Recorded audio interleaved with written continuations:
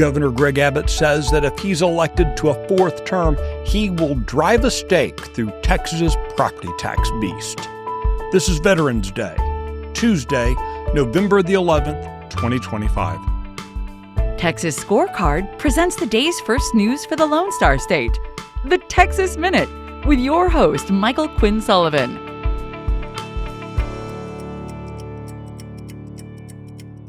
Thanks for making the Texas Minute part of your Tuesday.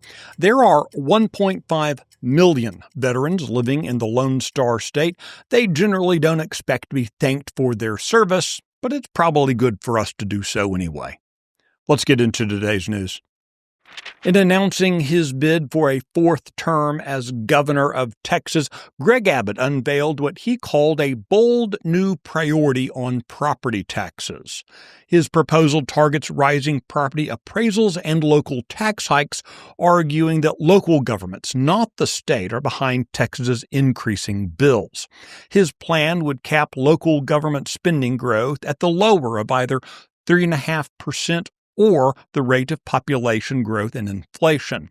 He also wants to require 2/3 voter approval before any local tax hike can take effect.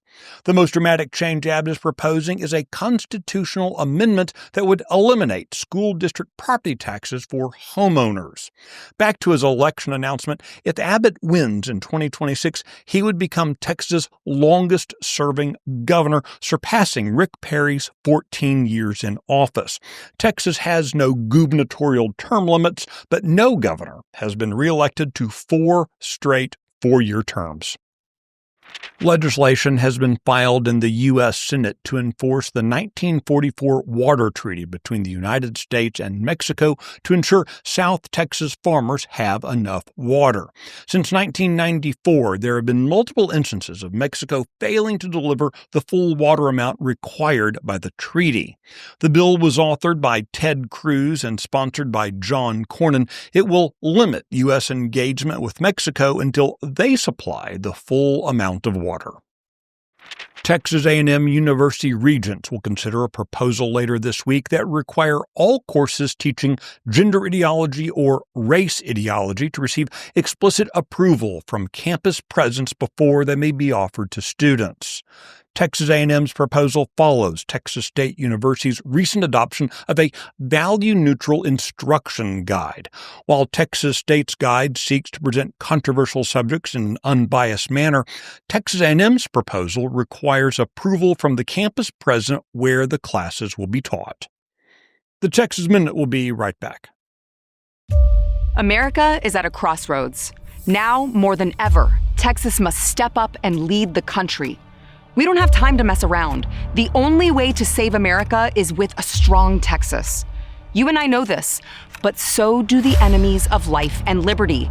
Therefore, you and I have no choice but to stand up and fight.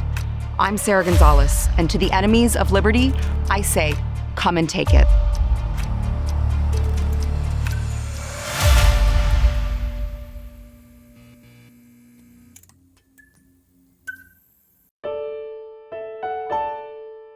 Lieutenant Governor Dan Patrick is calling for a Texas Ranger investigation into Texas Southern University after the state auditor's office uncovered widespread financial mismanagement involving hundreds of millions of taxpayer dollars. In a letter sent yesterday to members of the Legislative Audit Committee, State Auditor Lisa Collier outlined a series of alarming findings from an ongoing audit of the historically black university in Houston. For example, auditors found 743 invoices worth more than $282 million linked to contracts listed as expired and 8,144 invoices totaling $158 million dated before the corresponding requisition. You can find details on that story and the others mentioned today, as well as keep up with the latest news by visiting TexasScorecard.com. This edition of the Texas Minute was produced by Nick Shepard and based on the original reporting of Brandon Waltons, Eddie Hovland, and Adam Kahn. I look forward to seeing you out around the Lone Star State. Now go make it a great day.